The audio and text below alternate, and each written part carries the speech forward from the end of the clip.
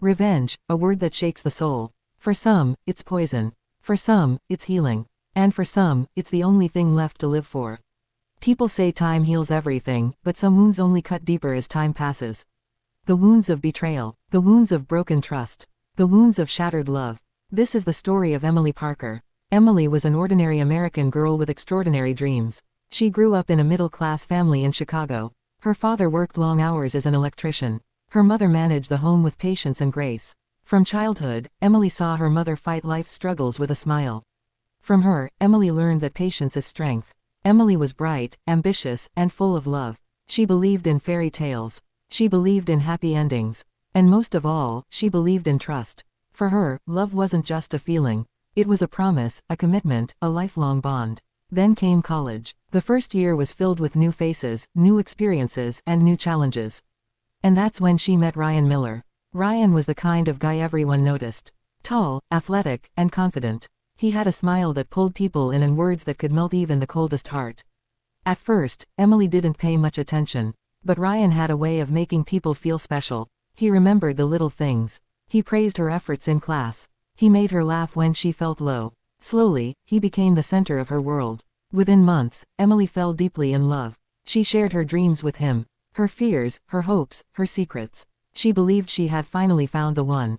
The person she could build her future with. Friends tried to warn her. Emily, don't trust Ryan too much. He's not what he seems. But Emily only smiled and replied, love is built on trust. Without trust, there is no love. She never knew that this trust would soon shatter her world. One afternoon, Emily's life turned upside down. She caught Ryan holding hands with another girl near the library. Her heart froze. Her mind tried to deny what her eyes had seen. Maybe it's nothing, maybe I misunderstood. But it wasn't just once. Piece by piece, the truth came out. Ryan wasn't just unfaithful, he had been playing a cruel game all along. He bragged to his friends that he could make Emily fall for him. That he could own her heart. And then break her in front of everyone. It wasn't love. It was a bet. A joke. A betrayal so deep it cut through her soul. Emily's world collapsed. The girl who dreamed of forever was left with nothing but heartbreak. She cried for nights. She screamed into her pillow. She asked herself, was I blind? Was love just a lie? Is trust a crime? Her eyes were swollen, her heart heavy, her soul broken. But one night, as she stared at her reflection, something changed. She wiped her tears and whispered to herself, no more. I will not be weak. I will not let him win. That night, the Emily Parker who loved blindly died. A new Emily was born. Stronger, sharper, fearless, and burning with one purpose. Emily's nights were heavy with silence. Her days felt like a blur. Every corner of the campus reminded her of Ryan. The cafe where they sat. The park bench where he held her hand. The library where they whispered about dreams. All of it now felt poisoned.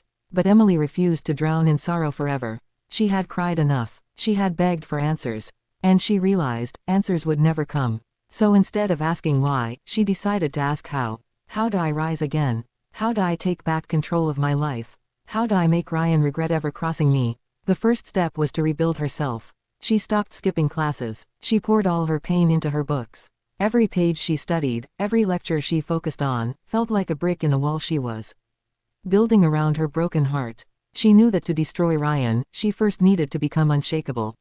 Emily started working out. At first, it was just to escape the noise in her head. Running on the treadmill, lifting weights, pushing her body until her muscles ached. But soon, it became more than that. Every drop of sweat reminded her, she was not weak. Her body grew stronger, and with it, so did her mind. She cut off all contact with Ryan. No texts, no calls, no glances. When he passed by, she looked straight through him. It was as if he no longer existed. This silence drove him insane. He expected her to beg, to cry, to fall at his feet. But Emily's calmness made him uneasy. At night, Emily began writing. Not poems, not love letters. But plans. She documented everything she knew about Ryan. His habits, his weaknesses, his lies. She even started collecting proof. Screenshots of messages, overheard conversations, whispers from people who had seen him cheat. The girl who once dreamed of fairy tales was now plotting a war. Her friends noticed the change. Emily, you're different, one said. You used to be so soft. Now, you're unbreakable. Emily only smiled. She didn't need to explain. Her silence was her strength. Months passed. Emily became one of the top students in her class. Professors admired her discipline. Her peers respected her resilience. And Ryan, he began to lose his shine. His careless lies started catching up with him. His arrogance no longer fooled people the way it once did. Emily knew the time was near. She didn't want just to expose Ryan. She wanted to crush him in a way he would never forget. She wanted his own games to turn against him. So she crafted her plan carefully. She joined student committees where Ryan loved to show off. She volunteered for events where his reputation mattered most. Piece by piece, she placed herself in positions where the truth about Ryan would hurt the most. Every move was calculated. Every smile was deliberate. Every step brought her closer to her goal. Ryan, meanwhile, grew restless. He noticed Emily's glow, her success, her unshakable confidence. And deep inside, he hated it. Because in his world, girls like Emily were supposed to stay broken. But she was no longer the Emily he once knew. She wasn't his victim anymore. She was becoming his nightmare. Emily tightened the plan into a sequence of small, precise moves. She did not rush. She never let anger push her into sloppy mistakes. Her revenge would be smart, legal, and irreversible. She started with witnesses, not loud accusations, but quiet conversations with people who had seen Ryan's behavior. She listened more than she spoke. She collected names, dates, offhand comments that suddenly made sense together. She recorded patterns, how Ryan canceled plans, the specific excuses he gave, the places where he met people. She documented every contradiction between what he said and what he actually did. She saved messages that weren't meant for her, messages that revealed the game he played. She did not try to trap him with lies. She used what already existed, his own mistakes, his own arrogance, his own carelessness. Emily began to use visibility to her advantage. She volunteered for the campus news page. She joined the Alumni Relations Committee. She worked events where Ryan liked to make his entrance and where his reputation mattered most. At first, it looked accidental, Emily simply showing up, doing a good job, being professional. But her presence changed the rhythm. People who once ignored her now watched. Those who had been part of Ryan's circle started noticing gaps in his stories. Emily arranged for the right people to see the right documents. She shared concerns with a trusted professor who had influence over student leadership. She quietly showed the screenshots to the editor of the campus paper, focusing on facts and timestamps, never emotion. She prepared a public moment that would leave no room for rumor, a moment anchored in verifiable evidence. Meanwhile, Ryan grew reckless. He misread Emily's silence as weakness. He laughed with his friends about how she'd melt away. He flattered the student body with charm, not noticing the slow shift of opinion. Emily staged a soft confrontation first. She met Ryan in a crowded hallway and asked him, calmly, if he remembered the promise he made when they started seeing each other. He smirked and played it off. He expected a scene, a desperate plea, anything but composure. She walked away with nothing said. That silence unsettled him more than a yell could have. At the right time, Emily published an op-ed in the campus paper, written under her real name, factual, restrained. It told a story of manipulation and consent, framed as a wider issue affecting many. It did not name him, but it carried details that only insiders would recognize. The op-ed sparked conversations. People started coming forward privately to the editor. They sent screenshots, voice notes, short testimonies, small pieces that made a larger truth. Emily coordinated with the editor. She made sure the piece would run in the Friday edition, the day of the biggest campus event, homecoming, when Ryan expected applause and cameras. On the day of the event, Ryan walked onto the field with the crowd chanting his name. He posed for photos, basked in the attention, unaware that the narrative had already shifted. Emily sat in the stands, hands folded, expression neutral. She watched as whispers rippled through the crowd. The headline dropped like a shell, "Student Leaders Under Scrutiny, Stories of Manipulation Surface." The article was balanced, citing anonymous sources but pointing to concrete evidence. It referenced screenshots, time-stamped messages, and witnesses, material that could be substantiated if needed.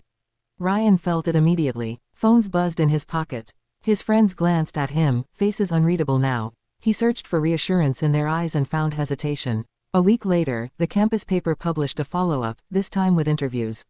A girl who had once laughed with Ryan spoke about how she felt used and humiliated. Another student described how he made bets in a locker room. The pieces connected. Ryan's world contracted. The student government opened an inquiry. Faculty met with our alumni who had donated money to student events received careful, matter-of-fact updates that something troubling had surfaced. Emily never screamed his name on a microphone. She never posted revenge videos. She let documents do the work. As the inquiry moved forward, Ryan tried to fight back with charm. He apologized in private to friends. He posted a vague message on social media about misunderstandings and learning from mistakes. But the timeline Emily had built made his words hollow. At a closed meeting, several of Ryan's teammates admitted they had placed bets and joked about targeting girls like they were games. The evidence was there in black and white: screenshots, group chats, audio clips where Ryan's laughter made the cruelty obvious. Disciplinary action followed. The university suspended Ryan from leadership positions and removed him from key events. His scholarship, once considered secure, was put under review. The humiliation was public and precise. It was not bloodthirsty. Emily did not seek to destroy his future, but it stripped away the platform he used to perform. Ryan's friends turned away first. They had been complicit, and the quiet weight of guilt made them prefer distance over defense. That distance quieted the laughter that used to echo in locker rooms.